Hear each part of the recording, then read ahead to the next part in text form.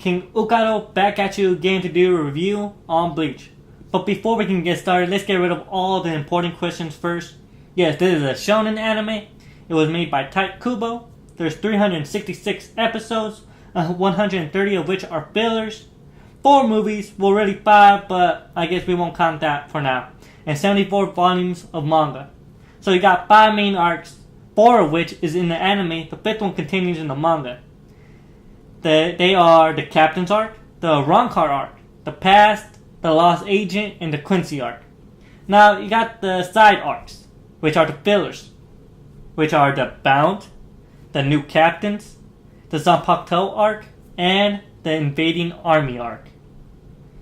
And which the first 2, in my opinion, are kind of boring. The 3rd is normal, and the 4th you can argue whether it was good or bad. Now I'm only going to be speaking about how the whole story began and avoid as many spoilers as I can.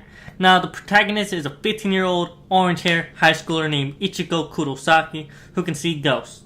Eventually he meets a Shinigami, aka a Grim Reaper, by the name of Rukia Kuchiki. One thing leads to another. She's hurt, she stabs him, he gets all the powers of a Shinigami.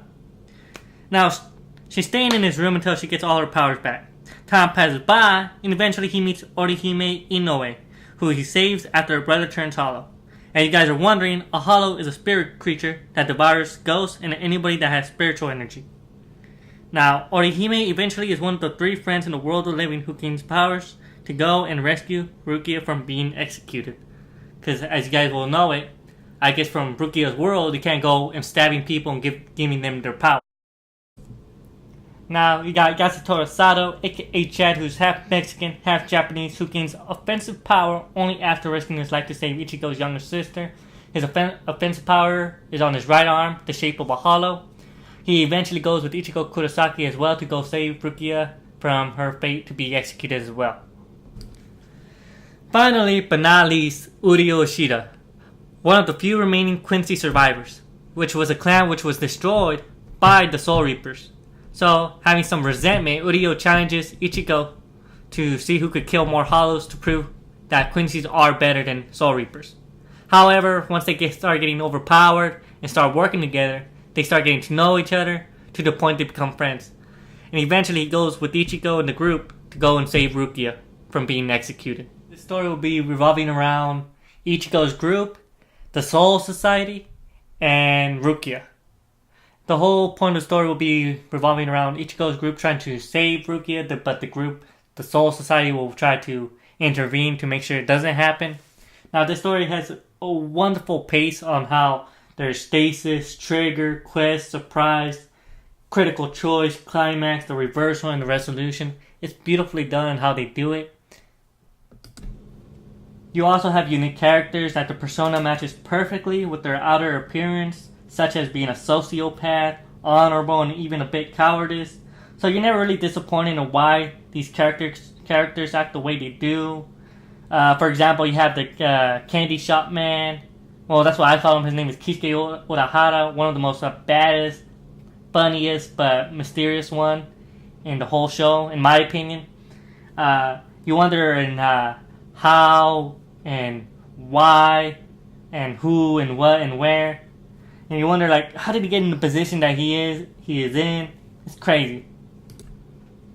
Now, what also makes this show great, it's its style of animation. It literally has the old school, the modern, and the new version of animation. So it really matches up with the characters when you're developing with them or progressing along with the story. Now, what also makes this show great, its battles. The battles are extremely entertaining. There's only really a couple of shows that can compete for its animated fights and its background music. And let me tell you, the background music is literally intense. And it's, if I had to give these battles 1 through 10, it's literally a 10. The only shows I can think of on top of my head are that can compete with it are Dragon Ball Z, Yu Yu Hakusho, and maybe Naruto.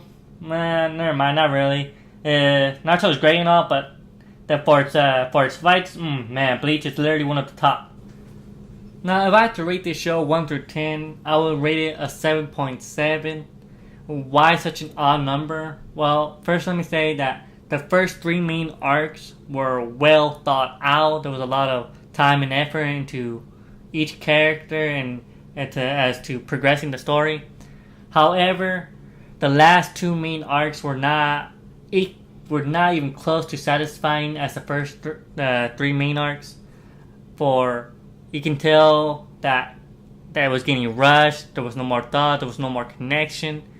Now there was a lot of things going on during the time as to why they rushed it. It was because it was starting to lose popularity, or there was no more money to continue with the project of Bleach. I honestly couldn't tell you, but just to let you guys know, to mentally prepare you, you'll love the first 3 main arcs. But sadly, you will leave with a disgusted taste in your mouth after you finish it. You'll wonder, what?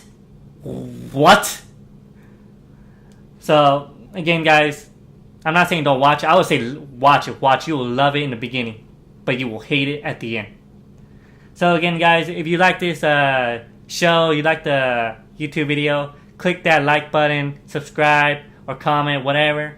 Do what you want. I don't really care. I'll just keep doing other videos. Hope you guys enjoyed. Catch you later. Peace.